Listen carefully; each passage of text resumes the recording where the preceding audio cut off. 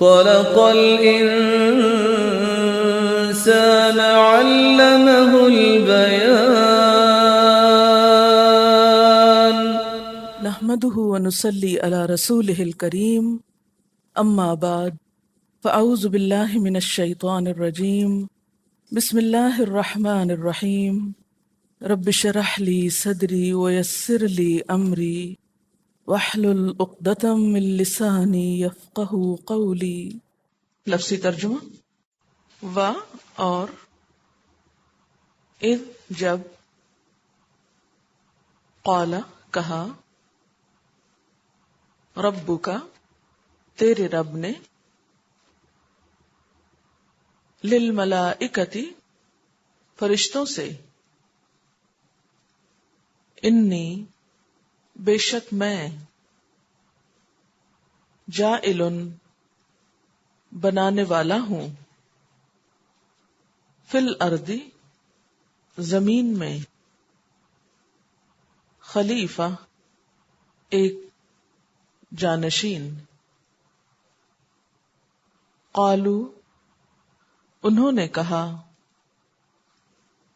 اتجعل کیا تو بنائے گا، فیہا اس میں، من جو،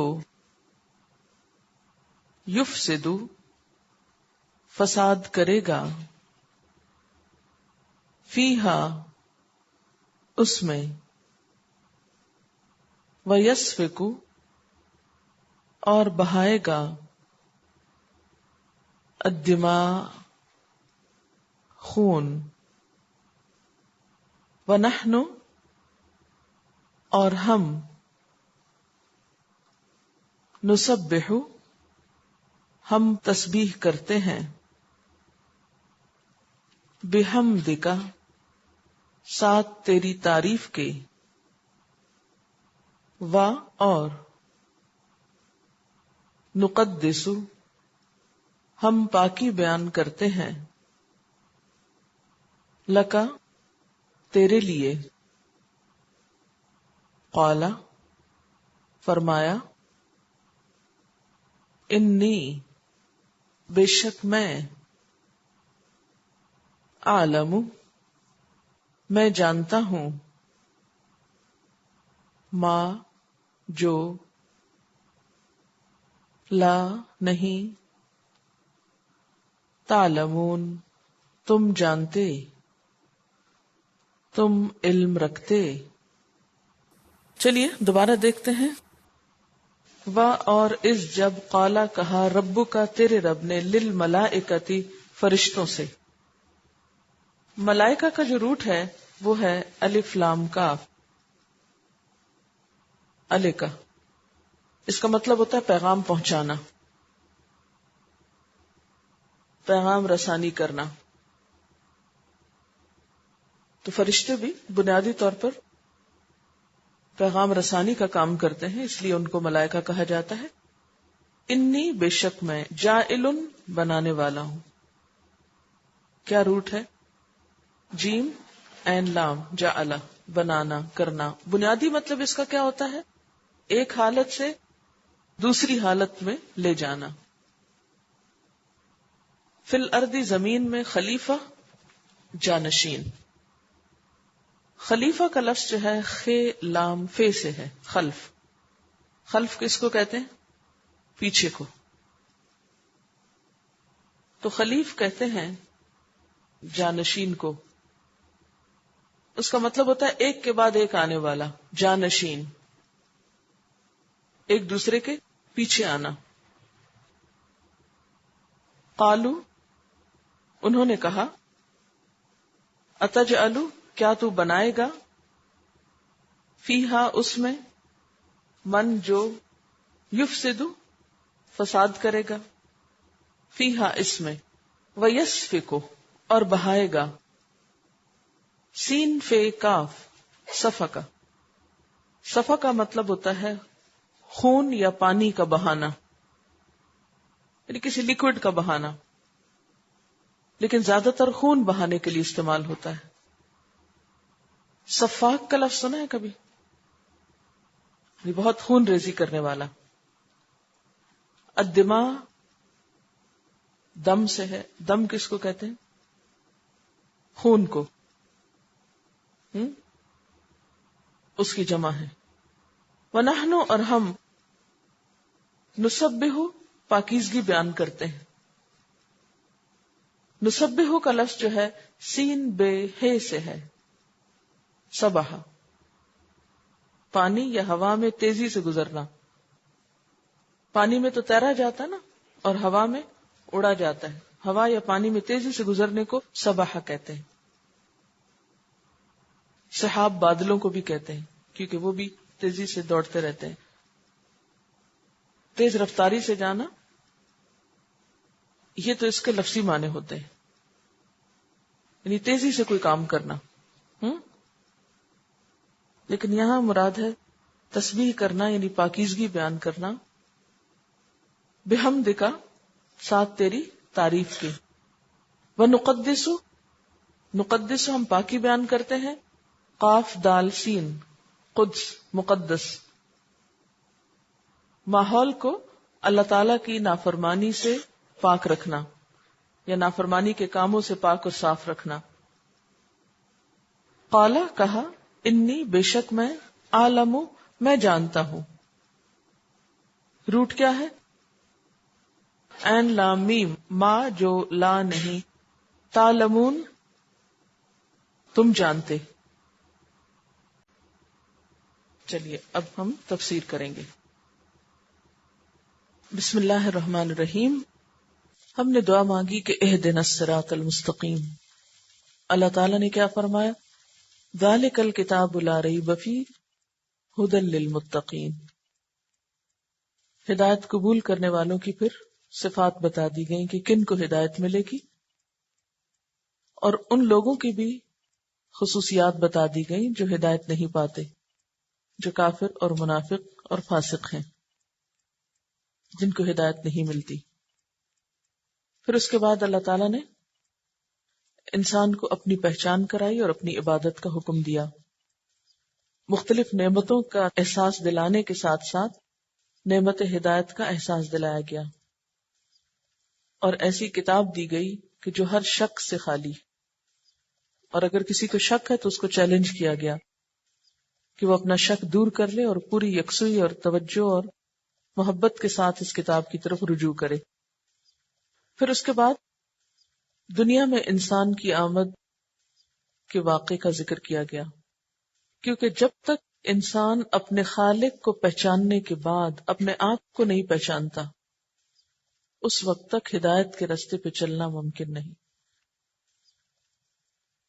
کیونکہ کسی بھی عمل کے درست ہونے کے لیے ضروری ہے کہ اس کی بنیاد درست ہو. اگر ہم یہی سمجھتے رہیں کہ ہم پہلے بندر تھے اور پھر اس سے انسان بنے اور ایسے ہی بہت سے توہمات کا شکار رہیں، تو پھر ہم اپنی حیثیت، اپنی قدر و قیمت کو بھی نہیں پہچانیں گے، اور پھر ہمارا اپنے خالق کے ساتھ بھی تعلق درست نہیں ہوگا. تو جب خالق اور مخلوق کا باہم تعلق ہی درست بنیاد پر نہ ہو تو انسان کو ہدایت مل کہاں سے سکتی ہے، وہ ہدایت پہ چل کیسے سکتا ہے اور اصل منزل تک پہنچ کیسے سکتا ہے. اس لیے اللہ تعالیٰ نے حضرت آدم علیہ السلام کی تخلیق کے واقعے کو بیان کیا اور ان کے دنیا پر آنے کے واقعے کو. آیت 29 میں ہم نے پڑھا کہ اللہ تعالیٰ نے انسان کے لیے زمین کو بنایا اور زمین کی تمام تر چیزوں کو انسان کے لیے پیدا کیا گیا. هو الذی خلق لکم ما فی الارض جمیعا. تو گویا زمین انسان کے لیے بنائی گئی، زمین کی چیزیں انسان کے لیے پیدا کی گئیں. لیکن انسان کو کس لیے؟ جیسے وہ ایک شعر میں آتا ہے نا کہ جانور پیدا کیے تیری وفا کے واسطے، چاند سورج اور ستاروں کو ضیاء کے واسطے، کھیتیاں سبز کی تیری غذا کے واسطے، یہ جہاں تیرے لیے اور تو خدا کے واسطے. سب کچھ تو ہمارے لیے بنایا، پھر ہم کس کے لیے؟ اللہ کے لیے. تو اگلی آیات میں ہمارے اس دنیا میں پہنچنے کا مقصد اور تخلیق کا واقعہ بتایا جا رہا ہے کہ انسان کو کیوں بنایا گیا اور دنیا میں کیسے بھیجا گیا اور کس لیے بھیجا گیا. وہ از اور جب، اس کا جو لفظ ہے یہ کسی پچھلے واقعے کی یاد دہانی کے لیے آتا ہے. یاد کرو وہ وقت جب ایسا ہوا تھا.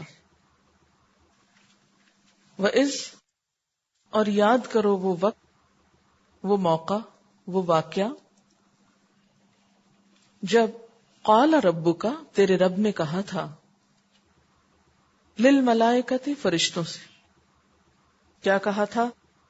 کہ انی جاعل فی الارض خلیفہ، میں زمین میں ایک جانشین پیدا کرنے والا ہوں. اللہ تعالی نے فرشتوں سے کیوں کہا کہ میں زمین میں ایک انسان پیدا کرنے والا ہوں؟ اس بات کی کیا ضرورت تھی؟ کیا یہ ضروری تھا کہ اللہ تعالی اپنے ارادے کو فرشتوں کے سامنے پہلے پیش کرتے، یا اللہ تعالی فرشتوں کے سامنے پیش کیے بغیر خود بھی اگر کر لیتے تو کوئی اللہ تعالیٰ کو اس کے کسی کام پر پوچھ سکتا ہے؟ تو ایسا کیوں کیا گیا؟ آپ دیکھیے کہ انسان کی تخلیق ایک اہم کام تھا، اور کوئی بھی اہم کام کرنے کے لیے اگر پہلے اس کا ذکر کیا جائے اور اس کام میں جتنے بھی لوگ شریک کار ہیں ان سے ایک طرح کا مشورہ کیا جائے یا ان کی رائے کو مد نظر رکھا جائے تو وہ کام زیادہ بہتر طریقے سے ہوتا ہے. اللہ تعالیٰ کو فرشتوں سے مشورہ کرنے کی ضرورت نہیں تھی، اور نہ ہی اللہ تعالیٰ ان سے مشورہ کر رہے ہیں، لیکن انسان جیسی اہم ترین مخلوق کی پیدائش کے واقعے کو فرشتوں کے سامنے پیش کر رہے ہیں تاکہ وہ آنے والی چیز کے لیے ذہنی طور پر تیار ہو جائیں، اس کا مقام پہچانے، اس کو اہمیت دیں. پھر آپ دیکھیے کہ اللہ تعالیٰ نے اس سے ہمیں ایک بہت بڑی بات سکھائی کہ کوئی بھی اہم کام کرتے وقت اکیلے ہی نہیں چل پڑنا چاہیے، بلکہ اپنے آس پاس کے لوگوں کو اس میں شریک کرنا چاہیے. نبی صلی اللہ علیہ وسلم کو بھی اللہ تعالیٰ نے ایسا ہی حکم دیا، وَشَاوِرْهُمْ فِي الْأَمْرِ، کہ آپ صحابہ کرام سے مشورہ کیا کیجیے. صحابہ کرام کو کیا فرمایا اور عام مومنوں کے لیے کیا حکم ہے؟ وَأَمْرُهُمْ شُورَى بَيْنَهُمْ، ان کے آپس کے معاملات باہم مشورے سے طے پاتے ہیں. پھر انسان کو اپنے رب کے ساتھ مشورہ کرنے کا بھی حکم دیا گیا. اس مشورے کا نام کیا ہے؟ استخارہ. اور جو استخارہ کرتا ہے وہ نامراد نہیں ہوتا. کسی بھی اہم کام سے پہلے اس کام سے متعلقہ اشخاص یا افراد کو اس منصوبے میں شریک کرنا اس کام کی اہمیت کو ظاہر کرتا ہے، کیونکہ انسان کی پیدائش کائنات میں ایک اہم ترین واقعہ ہے، ایک بالکل انوکھی چیز بننے والی جس کی اس سے پہلے کوئی مثال نہیں. اس لیے اللہ تعالیٰ اپنے اس ارادے کو فرشتوں پر پیش فرماتے ہیں. انی جاعل فی الارض خلیفہ. خلیفہ کسی کا نائب ہونا، ایک کے بعد دوسرے کا آنا، یعنی جانشین. بعض لوگوں نے اس کا مطلب صاحب اقتدار لیا ہے، لیکن بات یہ ہے کہ لغت میں اس معنی میں اس لفظ کا استعمال بہت بعد میں شروع ہوا. ابتدائی طور پر اس کا معنی جانشین ہی ہے. انسان کو یہاں خلیفہ کیوں کہا گیا؟ اس کی ایک وجہ تو یہ ہے کہ انسان سے پہلے زمین پر جنات تھے. ایک روایت میں آتا ہے کہ تقریباً 2000 سال پہلے جنات کی تخلیق ہوئی تھی انسان سے، اور وہ زمین پر آباد کیے گئے. اور سورۃ الحجر میں بھی آتا ہے وَالْجَانَّ خَلَقْنَاهُ مِنْ قَبْلُ مِنْ نَارِ السَّمُومِ، اور جنوں کو ہم نے اس سے پہلے آگ کی لپٹ سے پیدا کیا. تو انسانوں سے پہلے زمین پر کون تھے؟ جنات تھے. تو جنات نے زمین میں بہت فساد کیا. یاد رکھیے کہ جنات کی عقل انسان سے بہت کم ہے. وہ عقل میں آپ یوں سمجھیے کہ ان کا جو ایک میچور جن ہوتا ہے وہ عام انسان کے 10 سال کے بچے کے برابر ہوتا ہے. یعنی عقلی لحاظ سے جن انسان سے بہت پیچھے. تو انہوں نے کیا کیا؟ زمین پہ بہت فساد کیا. تو ایک روایت میں آتا ہے کہ اللہ تعالی نے فرشتوں کے ایک گروہ کو زمین پہ بھیجا اور انہوں نے جنات کو مار مار کے سمندروں اور جزائر کی طرف دھکیل دیا. یعنی بے آباد جگہوں پر ان کو دھکیلا. اس کے بعد زمین پر انسان کو بھیجا گیا. اور خلیفہ کا دوسرا معنی کیا ہے؟ کہ انسانوں کی ایک قوم کے بعد ایک قوم آتی چلی جائے گی. جنریشن آفٹر جنریشن، ایک کے بعد ایک قوم اب اس دنیا میں پیدا ہوگی. قالو، انہوں نے کہا، یعنی فرشتوں نے کہا، اتجعل فیہا من یفسد فیہا، کیا آپ اس زمین پر ایسے کو بنانے والے ہیں جو اس میں فساد پھیلائے گا؟ فرشتوں کو یہ خیال کیوں آیا تھا؟ اس لیے کہ انسان بھی با اختیار مخلوق تھا جیسے جنات تھے. تو جو کچھ پہلے جنات کر چکے تھے ان کے تجربے کو سامنے رکھتے ہوئے فرشتوں نے اپنا یہ خدشہ ظاہر کیا کہ اگر ویسی ہی ایک مخلوق دوبارہ زمین پر آئی تو پھر وہی کچھ ہوگا جو اس سے پہلے ہوتا رہا. وَيَسْفِكُ الدِّمَاءَ، اور فساد اپنے انتہا کو پہنچ جائے گا. پھر نتیجہ کیا ہوگا؟ کہ خوب خون بہایا جائے گا. اچھا، کیا فرشتوں کا یہ دعویٰ کہ انسان فساد برپا کرے گا اور خون بہائے گا سچا ثابت نہیں ہو رہا؟ اگرچہ انسان نے فساد کیا لیکن کیا صرف فساد ہی کیا ہے یا کچھ اور بھی کیا ہے؟ کیا ہزاروں کی تعداد میں انبیاء نہیں آئے؟ کیا دنیا میں صالحین پیدا نہیں ہوئے؟ متقی لوگ نہیں آئے؟ اللہ کی خاطر اپنی جانیں دینے والے شہداء نہیں آئے؟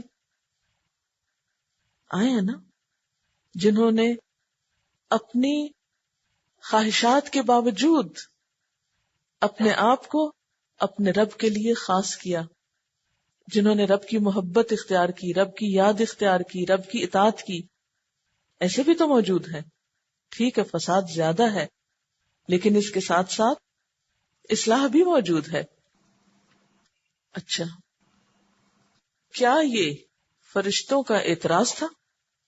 یہ فرشتوں کا اعتراض نہیں تھا، کیونکہ فرشتے ایسی مخلوق ہے جو گناہ نہیں کرتے اور جو اللہ تعالیٰ کی نافرمانی نہیں کرتے، اللہ تعالیٰ کے سامنے حجت بازی نہیں کرتے. یفعلون ما یؤمرون، جو حکم ملتا ہے کر لیتے ہیں. ان کے اندر ایسی کیفیات نہیں ہے، کیونکہ اللہ تعالیٰ کے سامنے حجت بازی کرنا کیا ہے؟ دراصل ایک گناہ کا کام ہے. تو انہوں نے حجت نہیں کی، صرف اپنی رائے کا اظہار کیا، اور رائے کے اظہار میں کوئی حرج نہیں ہے. اور کیا کہا؟ وَنَحْنُ نُسَبِّحُ بِحَمْدِكَ وَنُقَدِّسُ لَكَ، ہم آپ کی حمد کے ساتھ آپ کی پاکی بیان کر رہے ہیں، آپ کی تعریف بیان کر رہے ہیں، آپ کی حمد و ثنا بیان کرتے ہیں. فرشتوں نے ایسا کیوں کہا تھا؟ اس لیے کہ اللہ تعالیٰ نے فرشتوں کو یہ بتایا ہوگا کہ وَمَا خَلَقْتُ الْجِنَّ وَالْإِنسَ إِلَّا لِيَعْبُدُونَ، کہ میں نے جن و انس کو اپنی عبادت کے لیے پیدا کیا ہے. تو انہوں نے کیا عرض کیا کہ اللہ تعالیٰ ہم آپ کی عبادت تو کر ہی رہے ہیں. انسان عبادت کے ساتھ ساتھ بگاڑ بھی کرے گا، تو اگر اس کا مقصد زندگی تیری عبادت ہی کرنا ہے تو ہم آپ کی عبادت کر رہے ہیں. اس پر اللہ تعالیٰ نے فرمایا قال انی اعلم ما لا تعلمون، کہ بے شک میں جانتا ہوں جو کچھ تم نہیں جانتے. یہ کیوں کہا تھا؟ اللہ تعالیٰ کے پیش نظر اور کیا تھی بات کہ انسان کو صرف تسبیح کے لیے نہیں پیدا کیا، صرف ذکر کے لیے نہیں پیدا کیا، بلکہ انسان کو دنیا کی آبادی کے لیے پیدا کیا، انسان کو زمین آباد کرنے کے لیے پیدا کیا گیا، اس کے لیے زمین کی اشیاء کا علم دیا گیا۔ قال انی اعلم ما لا تعلمون، جو میں جانتا ہوں وہ تم نہیں جانتے۔ تم کیا نہیں جانتے؟ کہ انسان صرف تسبیح کے لیے نہیں ہے، انسان اگرچہ عبادت کرے گا مگر انسان سے مطلوب صرف مصلی بچھا کے تسبیح کرنا نہیں ہے اللہ تعالیٰ کو۔ یاد رکھیے پیچھے اللہ تعالیٰ نے فرمایا نا کہ زمین پہ جو کچھ ہے وہ سارے کا سارا میں نے کس کے لیے پیدا کیا؟ انسان کے لیے۔ خلق لکم ما فی الارض جميعا، اور اگر ہم سب مل بیٹھ کر دنیا کی ہر چیز کو چھوڑ کر جنگل میں نکل جائیں جہاں پہلے ہی جن چلے گئے ہیں، ہم بھی وہیں پہنچ جائیں اور صرف تسبیح کریں بیٹھ کے، تو پھر ہم نے کیا کیا؟ مقصد تو پورا نہیں کیا اپنی تخلیق کا۔ وآخر دعوانا ان الحمد للہ رب العالمین۔ سبحانک اللہم وبحمدک اشہد ان لا الہ الا انت استغفرک واتوب الیک۔ والسلام علیکم ورحمۃ اللہ وبرکاتہ۔